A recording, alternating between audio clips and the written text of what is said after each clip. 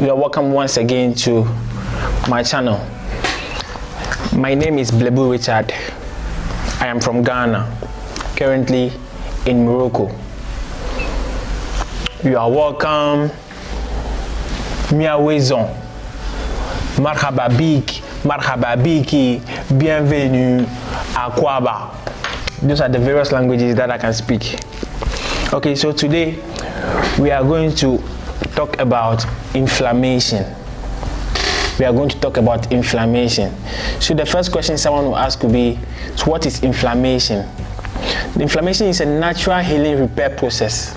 Okay, but there is a problem when the inflammation is chronic.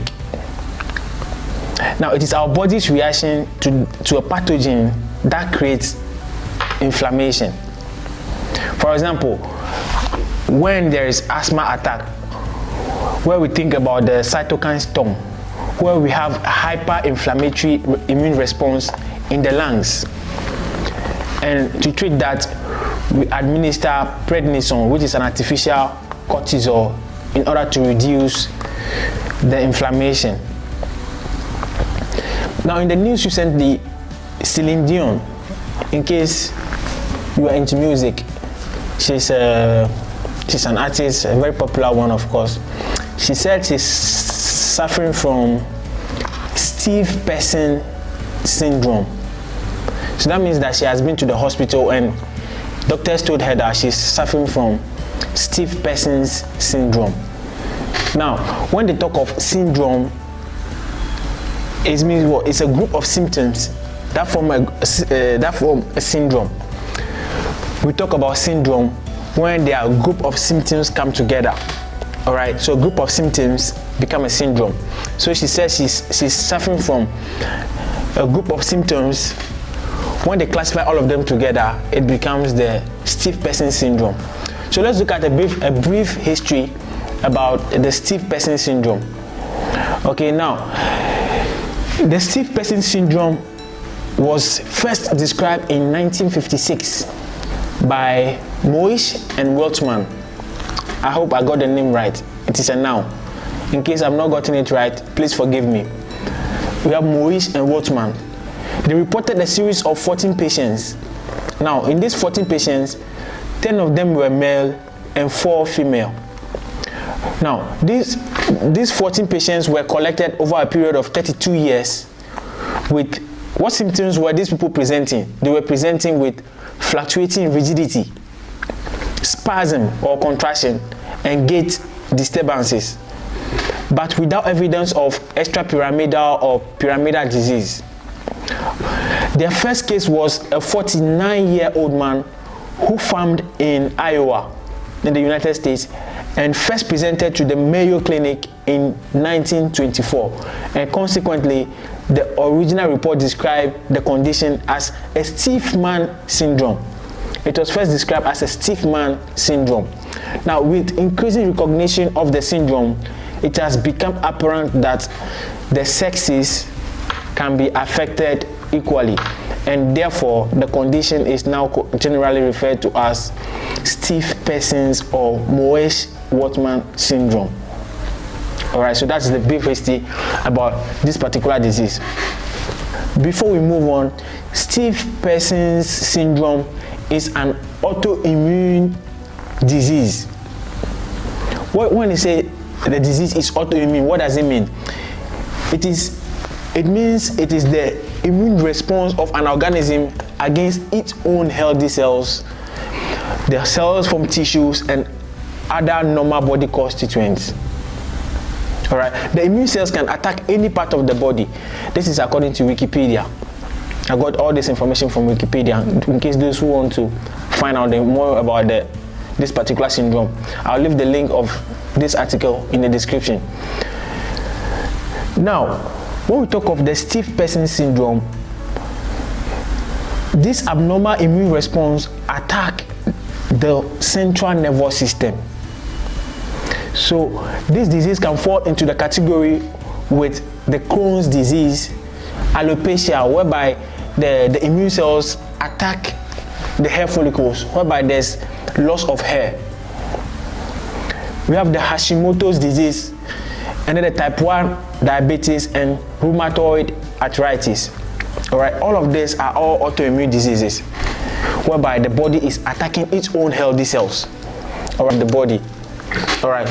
Now, the SPS is a rare, insidious, progressive autoimmune disease of the central nervous system, and it is characterized by axial and appendicular rigidity with superimposed stimulus sensitive spasm. This is according to ScienceDirect.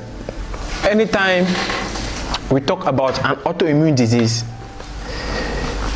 the common theme for all the autoimmune diseases is inflammation.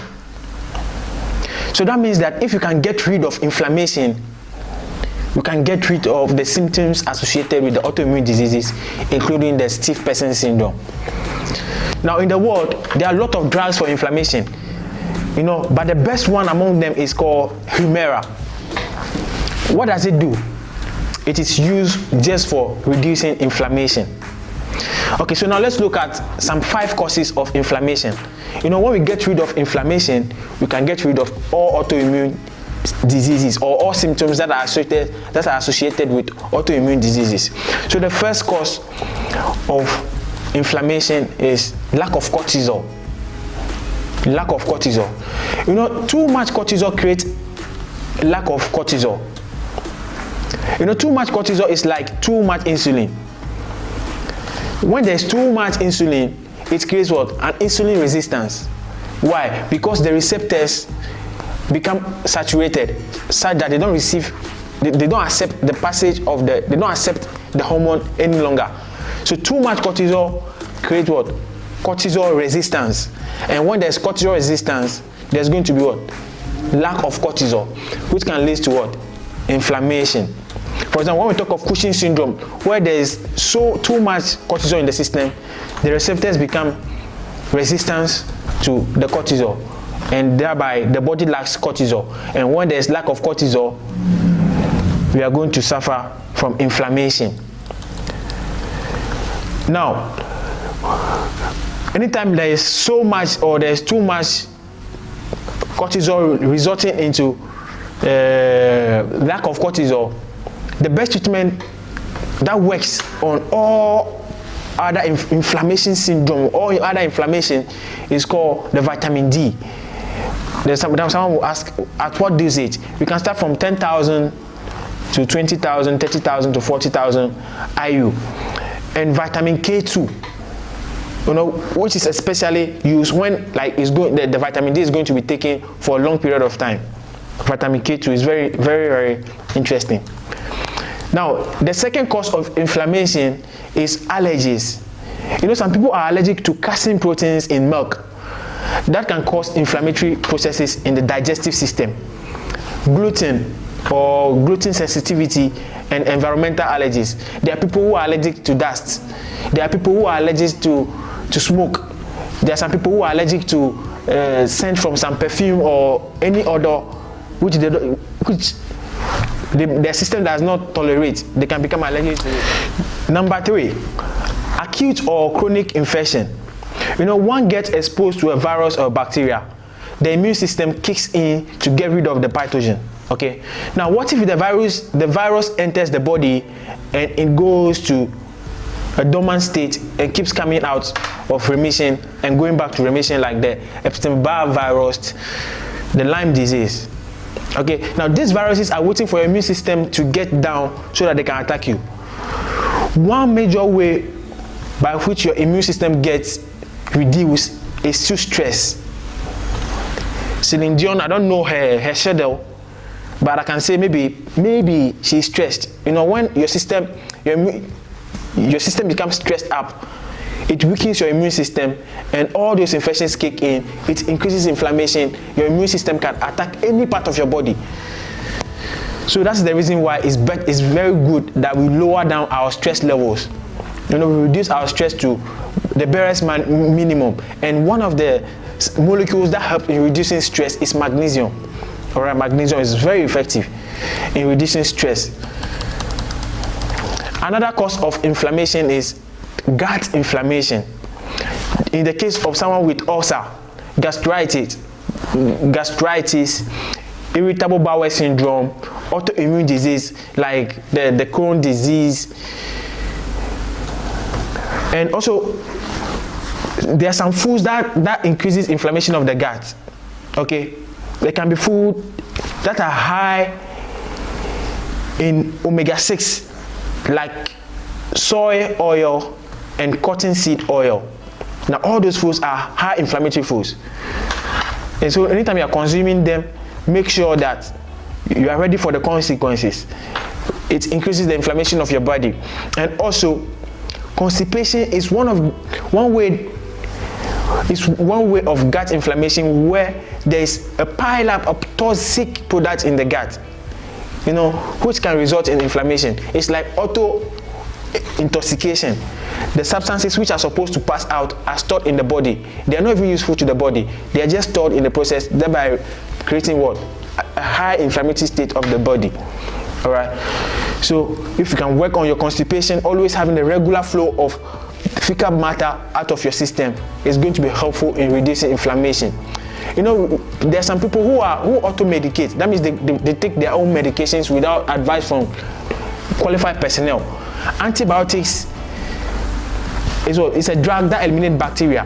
And don't forget, there are good bacteria in our system, and that helps to create balance between the harmful bacteria and the good bacteria. There's always balance. But when you take the antibiotics, it does not distinguish between the good bacteria and then the bad bacteria. It ends up eliminating all the bacteria in your gut. And when that happens, the bad bacteria overcomes the good bacteria, and what happens? You are exposing yourself to inflammation. Glucose damages the linings of the arteries, which are just one cell thick. And the body heals that by either a plaque or clotting in the combination of what? Calcium, protein, or cholesterol. This calcium can lead to heart problems such as heart attack or strokes if they happen inside the arteries of the heart. Now, when the calcium builds up in the arteries of the eye, you can have retinopathy, eye problems, and a whole lot of cataracts and macular degeneration. What if it happens, this accumulation of the glucose happens in your nerves? It can lead to peripheral neuropathy, and the kidneys can give you the nephropathies and a whole lot more. All right. High glucose gives rise to what? High insulin. And high insulin leads to what? Insulin resistance. And when you have high insulin resistance, there's high chance that you are going to become obese. When you're obese, your cells do not respond well to insulin. And what happened? You are increasing your chance of cardiovascular diseases. All right. Also, another cause of insulin resistance is frequent eating. Eating so frequently. I'm going to do a whole video on the disadvantages or how frequent eating is anti-survivor. There are some other causes of inflammatory, such as problem with the bile ducts, vitamin D deficiency, high level of omega-6 and low level of omega-3 essential fatty acid. And it's called essential fatty acid because they are needed by the body, but the body cannot produce them. So we need to take food which contains them. That is especially the omega-3 fatty acid. Where can we get some of them from? We can get some of them from what? Fish, cod liver, and sardines. They are rich in omega-3. All right. Now, environmental toxins such as plastics and body implants. This one is very important because I had received a lot of messages about ways to increase the size of the breast and all of that.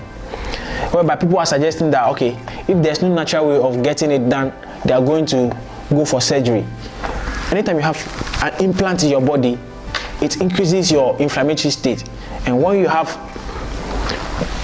increased inflammatory state, be ready for any other disease that can be associated with inflammation. Every cancer survives very well in where there is inflammation, because it is from the inflammation that's why they're able to feed. That's where they get their food from. So now the question will be, how do you prevent inflammation?